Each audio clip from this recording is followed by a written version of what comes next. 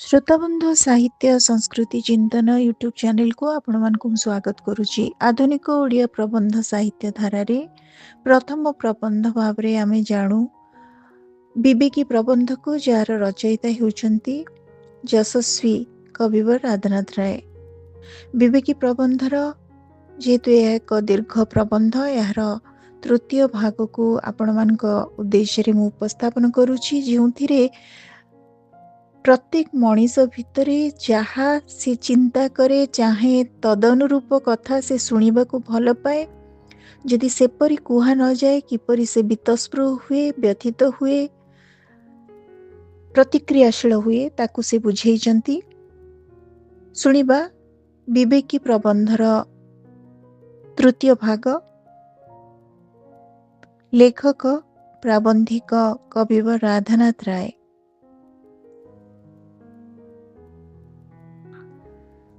विपरीत तत्वगुड़िक आम स्पृहार विरोधी अटंती। शिक्षा बेले सेमानंकर यथार्थ चंचल हृदयंगम हुए, मात्र क्रमरे आमे माने सेगुड़िक पासुरी पको पुणी पूर्व मत को लेउटी आसु। दुई रे दुई मिसेले चारि हुए। थरे जनकू यह बुझाई दियो, से अविचलित चित्तरे शिखिब। से विषय तार संदेह जात हेब नाही, मात्र ताहाकू कुह तुम्हें आपना को जेड़े लोक मन, वास्तव रे तुम्हें सेपरी नुह। कौनसी स्त्री को कुह समस्तंकर पुओ जेपरी तुम्भ पुओ सेपरी। कौनसी ग्रंथकार को कुह तुम्हें जे ग्रंथ रचियछ एमंत ग्रंथ अनेक अछि। कहिला क्षणी तुम्हें देखिब तुम्भ कथा तार हृदयंगम हेला नाही। हृदयंगम हेले सुद्धा स्वल्प काल मध्यरे मनरू तिरोहित हेजिब।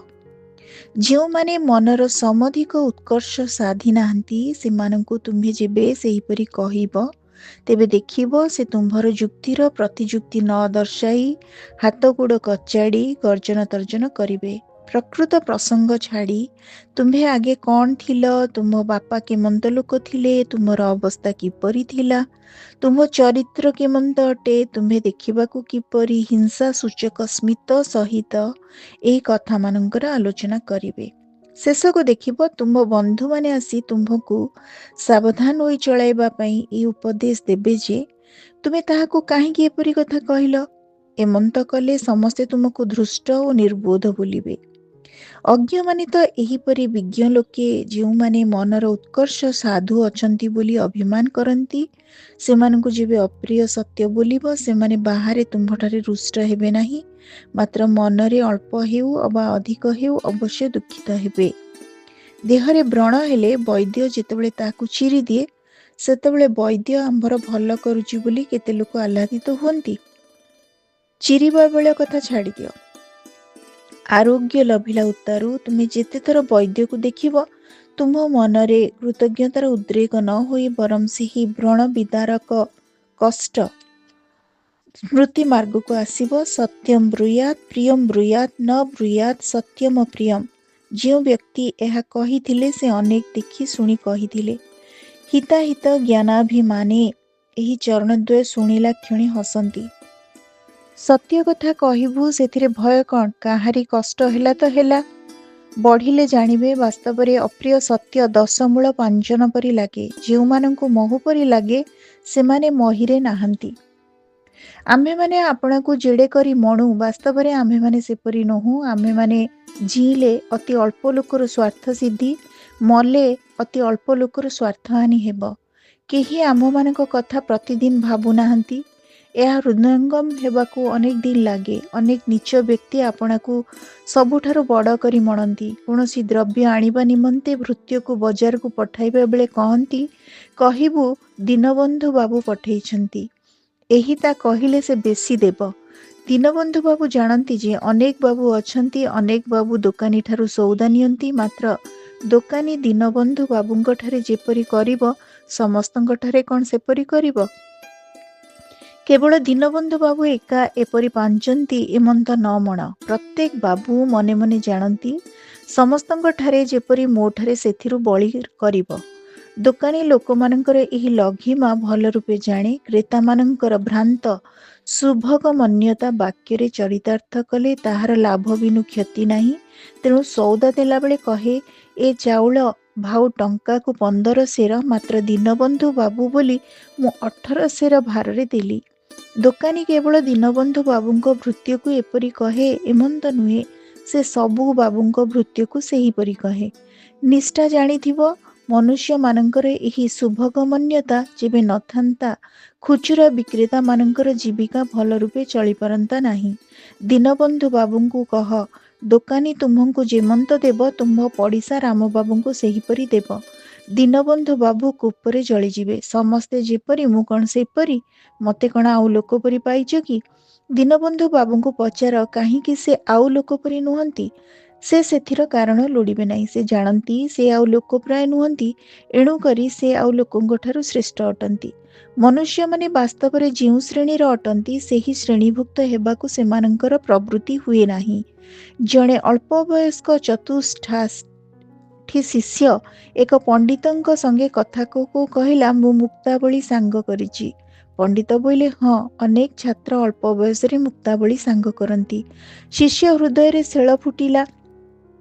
କ'ଣ ଅନେକ ଛାତ୍ର ଏମିତି ଅଛନ୍ତି? ଏହିଟା ଶୁଣିବା ପାଇଁ ମୁଁ କ'ଣ ଏଡ଼େ ଶ୍ରମ କରିଥିଲି? ଏହିଟା ଶୁଣିବା ପାଇଁ ସହାଧ୍ୟାୟୀମାନଙ୍କୁ ବଳି ପଡ଼ିଲି? ଏଇଥିପାଇଁ ମୁଁ କ'ଣ ଆପଣଙ୍କୁ ଆଲୋକ ସାମାନ୍ୟ ମଣୁଥିଲି? ଏଇ ଦେଖ ପାଠକେ, ଶ୍ରେଣୀରେ ଭୁକ୍ତ ହେବା ପାଇଁ କେଡ଼େ ଅରୁଚି। ପ୍ରଥମାଷ୍ଟମୀରେ କେତେ ଗୁଡ଼ିଏ ପିଲା ଏକ ମେଳ ହୋଇ ଖେଳୁଥିଲେ।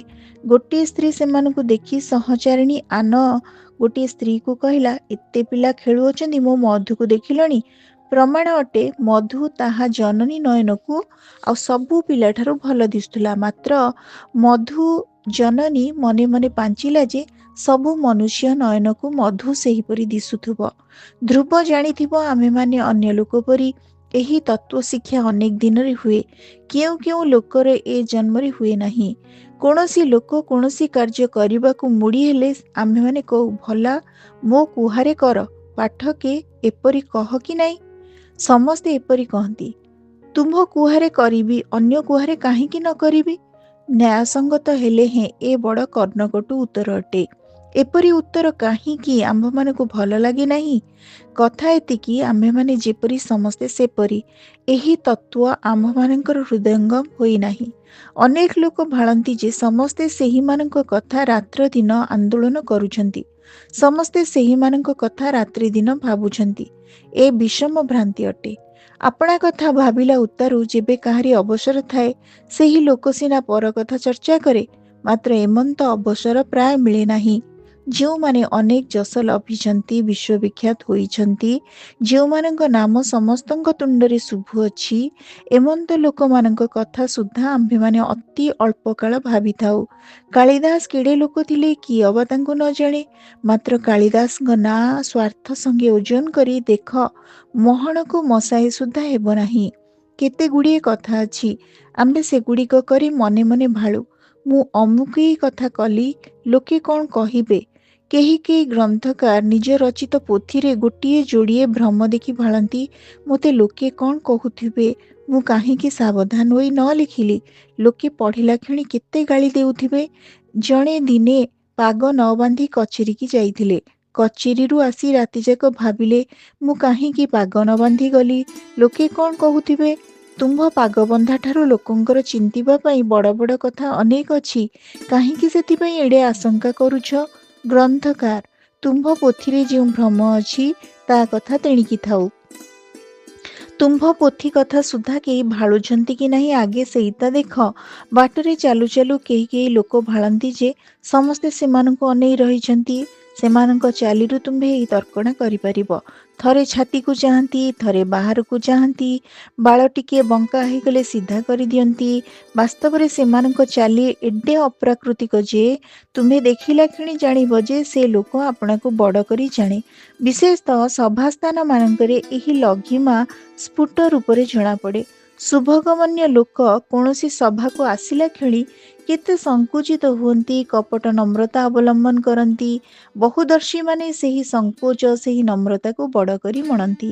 ମାତ୍ର ସୂକ୍ଷ୍ମଦର୍ଶୀ ମୂଳରୁ ଆଗ ପର୍ଯ୍ୟନ୍ତ ଦେଖିନିଏ, ଯେଉଁମାନେ ବାସ୍ତବରେ ନୀଚମନା, ସେମାନେ ଯେବେ କୌଣସି ଉଚ୍ଚ ପଦକୁ ଲଭନ୍ତି, ସେମାନଙ୍କର ଶୁଭଗମନ୍ୟତା ଦେଖିଲା କ୍ଷଣି ଦେହ ଜଳିଯାଏ। ଗର୍ବରେ ସେମାନଙ୍କର ମନ କେଡ଼େ ଫୁଲି ଯାଇଛି, ସେମାନଙ୍କ ଭଙ୍ଗୀରୁ ଉପଲବ୍ଧ ହୁଏ। ମଧ୍ୟବଳି ବିଦ୍ୱାନ ଲୋକଙ୍କ ମଧ୍ୟରେ ଏହି ଲଘିମାର ଉଦାହରଣ ନିକୁଚ୍ଛାରେ 100-60 ମିଳିବ।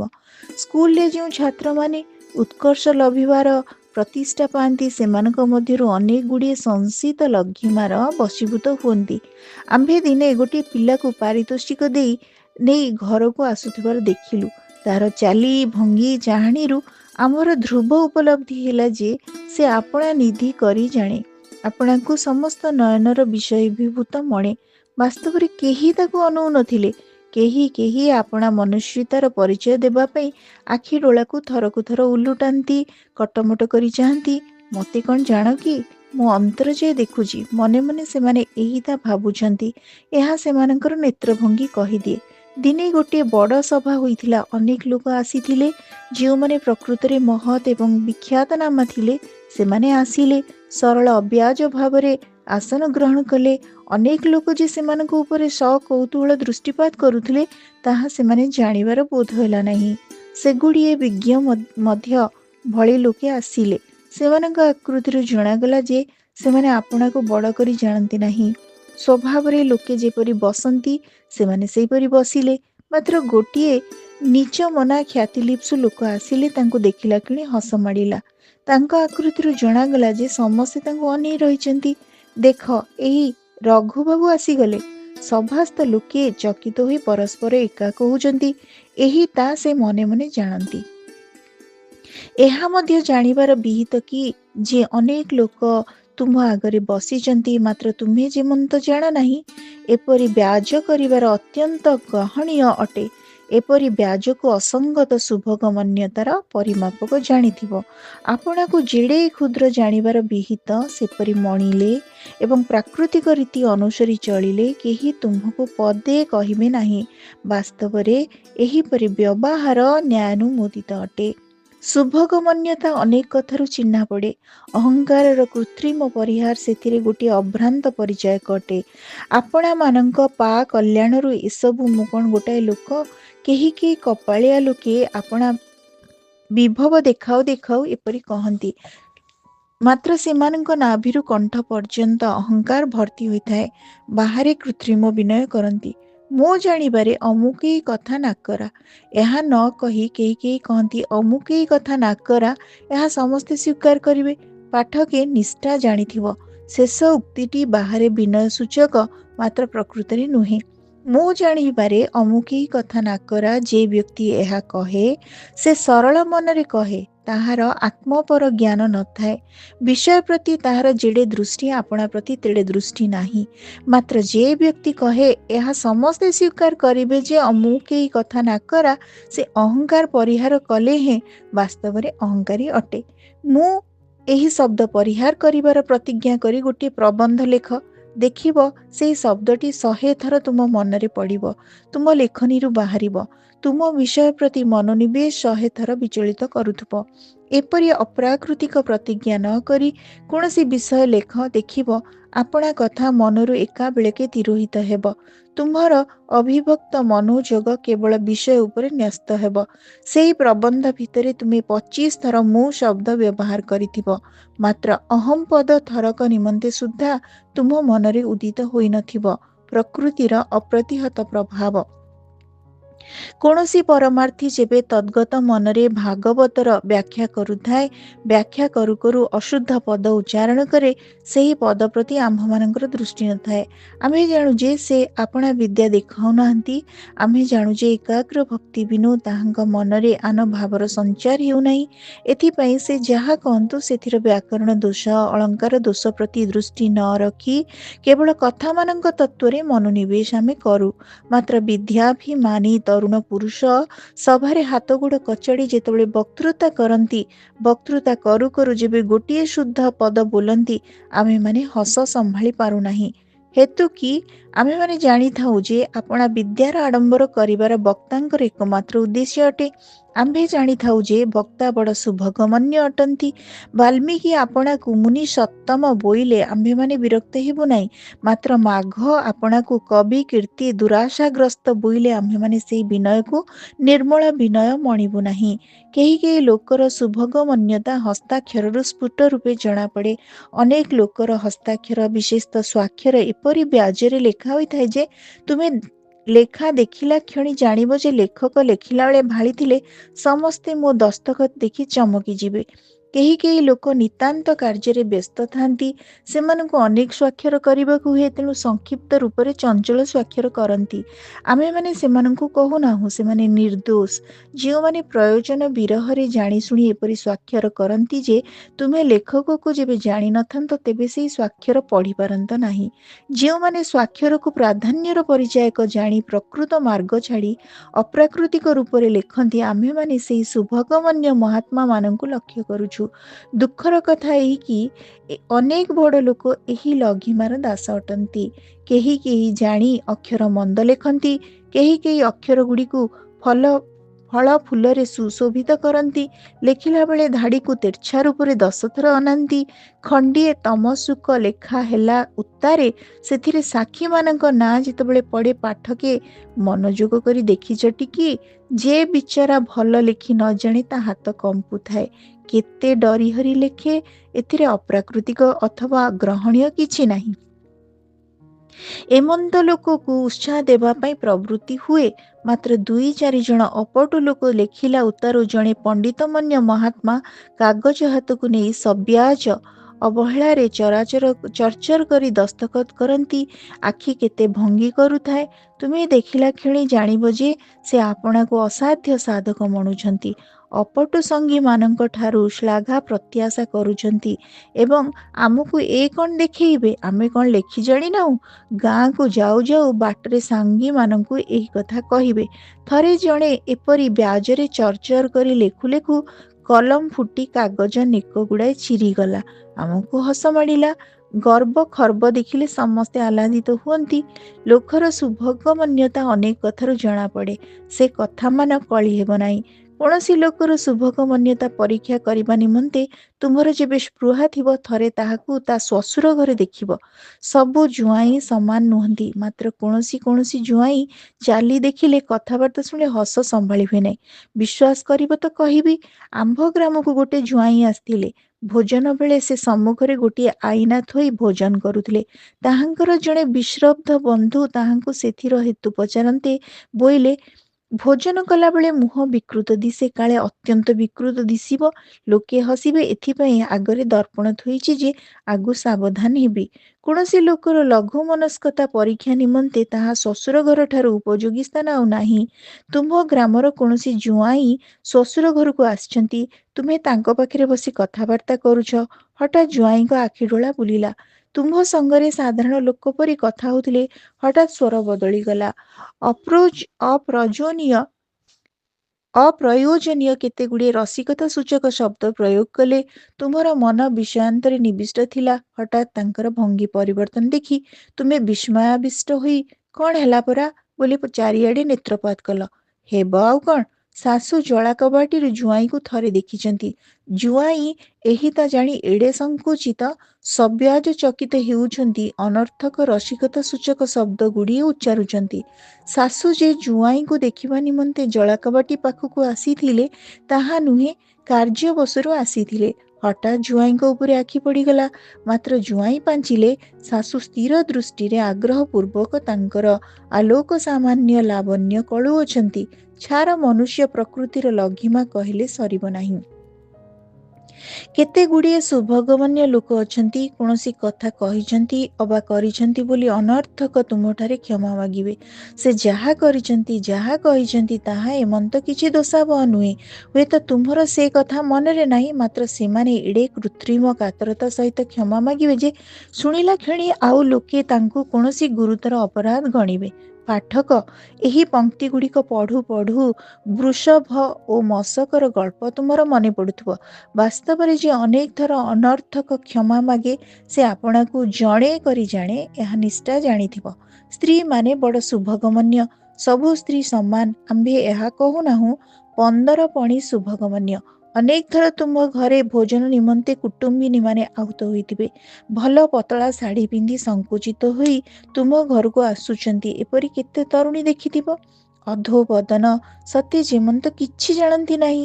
ଏହିପରି ଚାହାଣୀ ତଳେ ଥରେ ମୋତେ ଦେଖ ଭଲା, ଏହି ଆନ୍ତରିକ ଇଚ୍ଛା ପରିସ୍ଫୁଟ ରୂପରେ ବ୍ୟକ୍ତ ହେଉଥାଏ। ଗାୟକମାନେ ବଡ଼ ଶୁଭଗମନ୍ୟ। ସବୁ ଗାୟକ ସମାନ ଏହା କହୁନାହୁଁ, ଅଧିକାଂଶ ଶୁଭଗମନ୍ୟ। କୌଣସି ସଭାରୁ କୌଣସି ଗାୟକ ନେଉଟି ଆସିଲା ଉତ୍ତାରୁ ତାଙ୍କୁ ପଚାରିବଟି, ଗାଉଥିଲେ ସେହିପରି ଆଉ କ'ଣ? ମୁଁ ତାନପୁରା ନେଲି, ହଜାର ହଜାର ଲୋକ ବସିଥିଲେ, ସମସ୍ତେ ଚୁପ୍, ଆଉ ପାଟି ଫିଟିଲା ନାହିଁ। ଅନେକ ଲୋକ ଅଛନ୍ତି, ସେମାନଙ୍କର ଶୁଭଗମନ୍ୟତା ସେମାନଙ୍କର ଧର୍ମ ବିଷୟକ ବିତଣ୍ଡାରୁ ଜଣାପଡ଼େ। ଏପରି ତାର୍କିକ ଏ କାଳକୁ ଅନେକ ହୋଇଛନ୍ତି। ଏମାନେ ନାସ୍ତିକକୁ ବିଜ୍ଞତାର ପରିମାପକ ଜାଣନ୍ତି। ଦିନେ ଆମ୍ଭେମାନେ ବ୍ରାହ୍ମ ସମାଜକୁ ଯାଇଥିଲୁ। କେତେଗୁଡ଼ିଏ ପ୍ରକୃତ ଭକ୍ତିମାନ ଯୁବକ ପ୍ରଭୁଙ୍କୁ ସ୍ତୁତି କରୁଥିଲେ।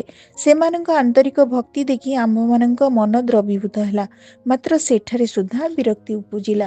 ବିରକ୍ତିର ହେତୁ ଏତିକି, ସମାଜକୁ ଜଣେ ପାଣ୍ଡିତ୍ୟାଭିମାନୀ ଗଧ ଆସିଥିଲେ, ଉପାସନା ନିମନ୍ତେ ଆସିନଥିଲେ। ଏଡ଼େ ପଣ୍ଡିତ ହୋଇ ଯେବେ ସେହି ମରହଟି ଈଶ୍ୱର ବିଶ୍ୱାସ ନ କଲା, ତେବେ ପାଣ୍ଡିତ୍ୟର ଫଳ କ'ଣ?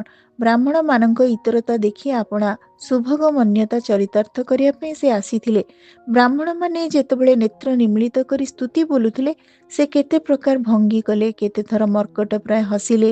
ସମସ୍ତେ ଦେଖନ୍ତୁ, ମୁଁ ଏମାନଙ୍କ ପରି ନିର୍ବୋଧ ନୁହେଁ, ଏହି ତା ଜଣାଇବା ପାଇଁ କେତେଥର ଆହା ହା ବୋଇଲେ।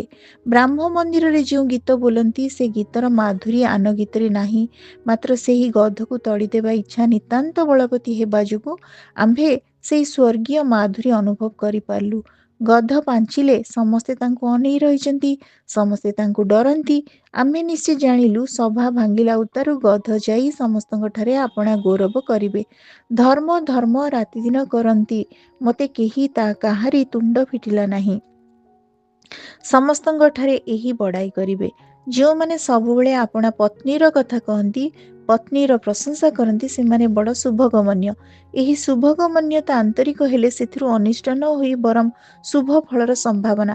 ମାତ୍ର କେତେଗୁଡ଼ିଏ ଲୋକ ଅଛନ୍ତି, ବନ୍ଧୁମାନଙ୍କ ଠାରେ ଆପଣା ପତ୍ନୀର ସବୁବେଳେ ପ୍ରଶଂସା କରନ୍ତି, ତେବେ ପୁଣି ପରଦାରାଭିଗମନ ସେମାନଙ୍କ ନିତ୍ୟବ୍ରତ। ଶୁଭଗମନ୍ୟ ଲୋକ ଆପଣା ସ୍ତ୍ରୀର ଅନର୍ଥକ ଅପ୍ରାସଙ୍ଗିକ ଶ୍ଳାଘା କରନ୍ତି। ହୃଦୟଙ୍ଗମ କାଳିଦାସ ଏହା ଭଲ ରୂପେ ଜାଣିଥିଲେ। ଏ ତେଣୁ ଯକ୍ଷ ତୁଣ୍ଡରେ ବାଚାଳମ୍ ମାମ୍ ନ ଖଳୁ ଶୁଭଗମନ୍ୟ ଭାବ କରୁତି, ଏହି ଉକ୍ତି ଦେଇଛନ୍ତି। ଜଣେ ଶୁଭଗମନ୍ୟ ମହାତ୍ମା ଆମ୍ଭ ସଙ୍ଗେ କଥୋପକଥନ କରୁଥିଲେ। ସେଠାରେ ଆମ୍ଭର ଆଉ ଜଣେ ବନ୍ଧୁ ବସିଥିଲେ। କଥା ପ୍ରସଙ୍ଗରୁ ସହୃଦୟବର ଆରଭିମ୍ ସାହେବଙ୍କର ରଚନା ଚାତୁରୀ ଆମେ ପ୍ରଶଂସା କଲୁ। ସଂସିତ ମହାତ୍ମା ବୋଇଲେ, ଆରଭିମ୍ ଦ ୱାଇଫ୍ ନାମକ ଯେଉଁ ପ୍ରବନ୍ଧ ଲେଖିଛନ୍ତି, ତାହା ଅତି ମନୋହର। ଆମ୍ଭେ କହିଲୁ, ହଁ, ସେଇଟି ମନୋହର ପ୍ରସଙ୍ଗ ଅଟେ। ଆମ୍ଭର ବନ୍ଧୁ ଆରଭିମ୍ ପଢ଼ି ନଥିଲେ। ସେ କିଛି ନ କହି ତୁନି ହୋଇ ରହିଲେ। ସଂସିତ ମହାତ୍ମା ପୁଣି କହିଲେ, ମୋ ସ୍ତ୍ରୀକୁ ମୁଁ ସେହି ପ୍ରବନ୍ଧ ଅନୁବାଦ କରିବାକୁ କହିଲି, ସେ କ'ଣ ତା ପାରିବ? ତାର ଅଧେ ଭାବ ଆସିଲା ନାହିଁ।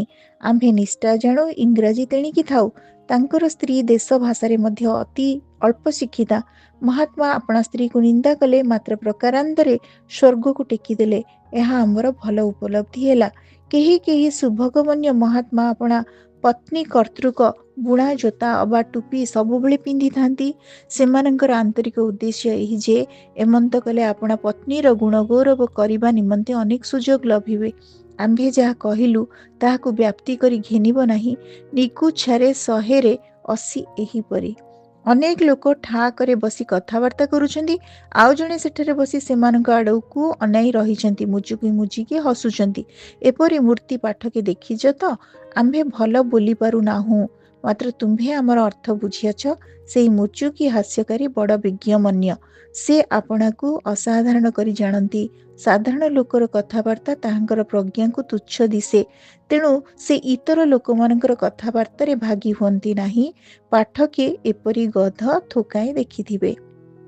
ଶ୍ରୋତାବନ୍ଧୁ, ଆଜି ଆମେ ଶୁଣୁଥିଲେ ବିବେକୀ ପ୍ରବନ୍ଧର ତୃତୀୟ ଭାଗ, ଯାହାକୁ ଆମେ 4 ଭାଗରେ ବିଭକ୍ତ କରିଛୁ। ଚତୁର୍ଥ ଭାଗ ଆମର ଶେଷ ଭାଗ ରହିବ। ଏବଂ ଆଜି ଆମେ ଶୁଭଗମନ୍ୟତା ସମ୍ପର୍କରେ ଆଲୋଚନା କରୁଥିଲେ।